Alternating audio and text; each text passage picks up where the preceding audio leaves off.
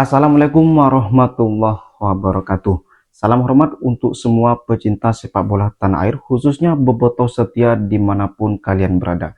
Semoga teman-teman semua selalu diberikan kesehatan, keselamatan, serta kebahagiaan dalam menjalani aktivitas sehari-hari. Amin ya robbal alamin.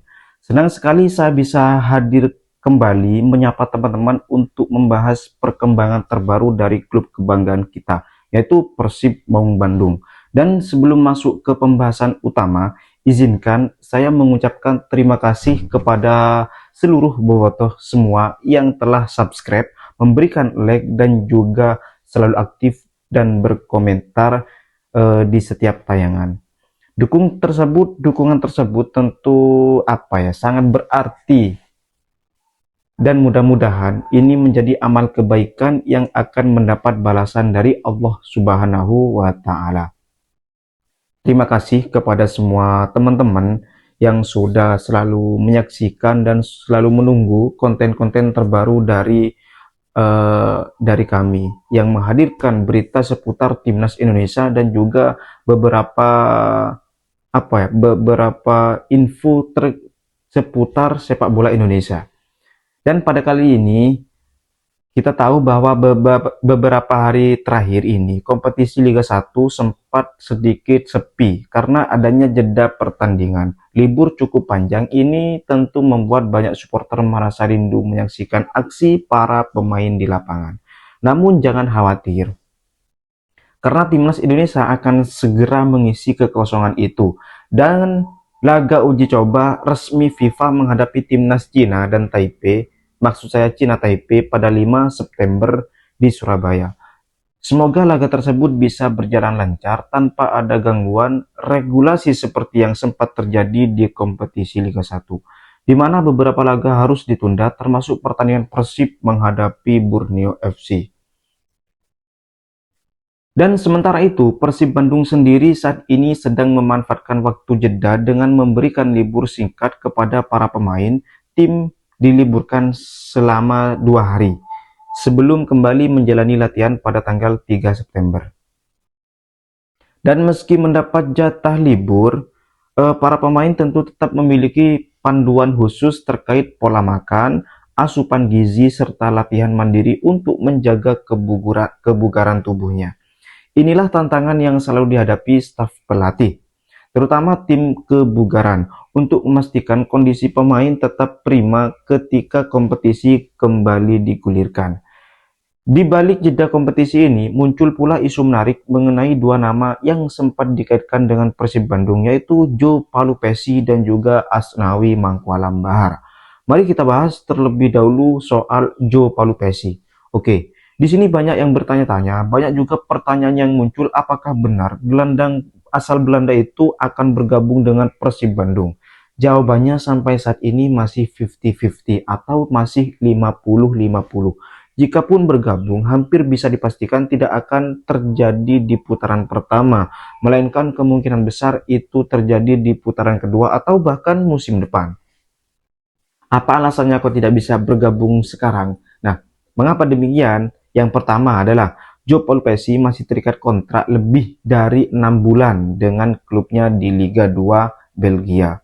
Berdasarkan aturan FIFA, klub tidak bisa melakukan negosiasi langsung atau dengan pemain sebelum kontraknya tersisa kurang dari 6 bulan. Dan artinya, jika ada perbicaraan, itu hanya bisa dilakukan melalui manajemen klub itu sendiri, bukan langsung kepada pemain atau agennya. Selain itu, bursa transfer juga sudah ditutup, sehingga cukup sulit untuk mendatangkannya dalam waktu dekat ini. Dan faktor lain adalah status Palupesi sebagai pemain andalan di klubnya sendiri, yaitu klubnya yang saat ini berlaga di Liga Belgia ini, berbeda dengan Eliano Ranger yang statusnya tidak begitu vital di timnya tersebut atau tim sebelumnya.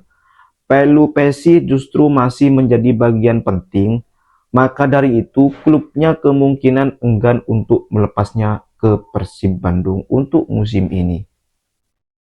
Akan tetapi di sisi lain, ketertarikannya, maksudnya itu ketertarikan Persib kepada Pelupesi bisa dipahami. Meski usianya sudah 32 tahun, pengalamannya di Eropa tetap menjadi nilai tambah.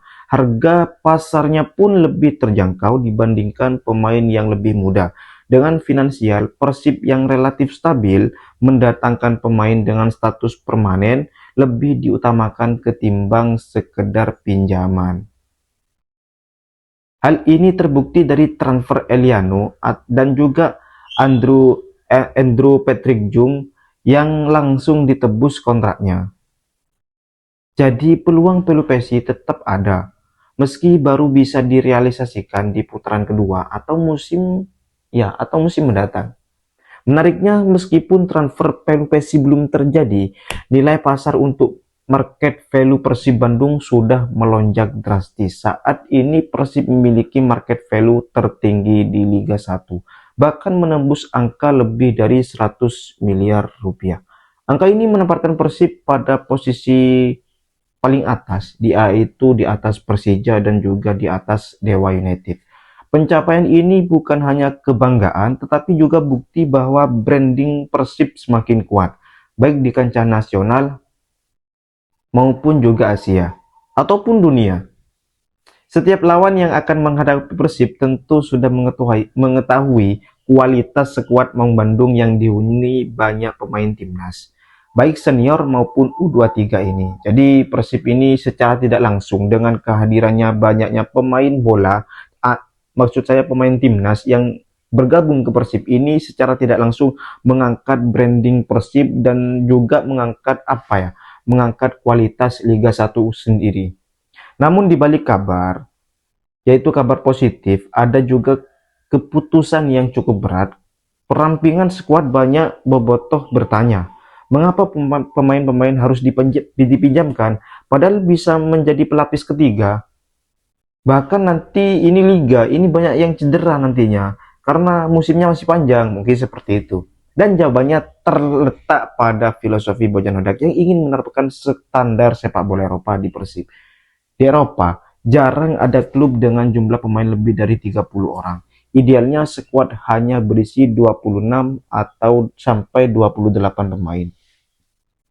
Dengan skuad yang terlalu gemuk, klub akan terbebani secara finansial, sementara banyak pemain beresiko tidak mendapat menit bermain. Maka dari itu, pilihan terbaik adalah meminjamkan pemain ke klub lain agar mereka tetap bisa berkembang dan menjaga kebugarannya itu.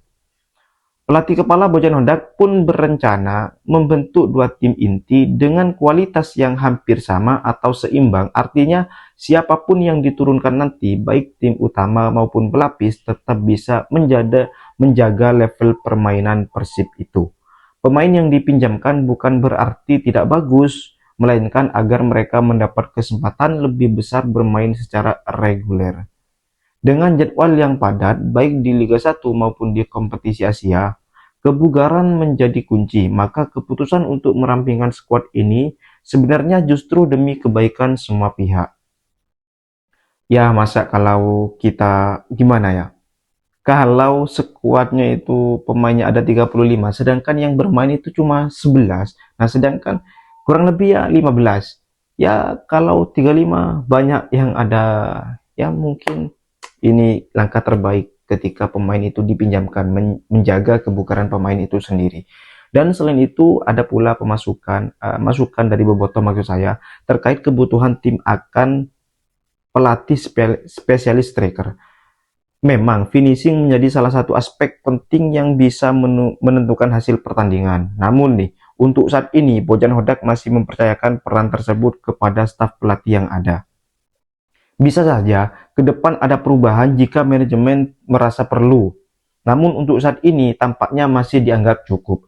Bobotoh sekalian, dari seluruh dinamika yang terjadi, kita bisa melihat bahwa Persib Bandung sedang berada di jalur yang cukup positif.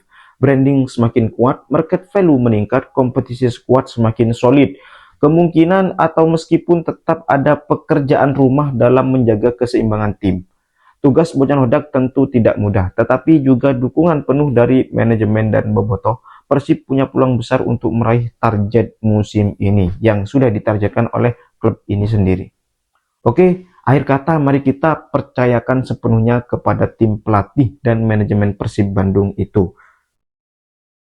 Saya, sebagai supporter, tugas kita adalah memberikan dukungan penuh, baik di stadion maupun melalui doa dan semangat positif. Oke, mudah-mudahan semua keputusan yang diambil akan membawa kebaikan dan juga kejayaan bagi Persib Bandung. Oke, terima kasih sudah menyimak ulasan kali ini. Semoga menambah wawasan dan mempererat rasa cinta kita kepada sepak bola. Kita akan bertemu lagi di pembahasan berikutnya dengan topik yang tidak kalah menarik. Oke, wassalamualaikum warahmatullahi wabarakatuh.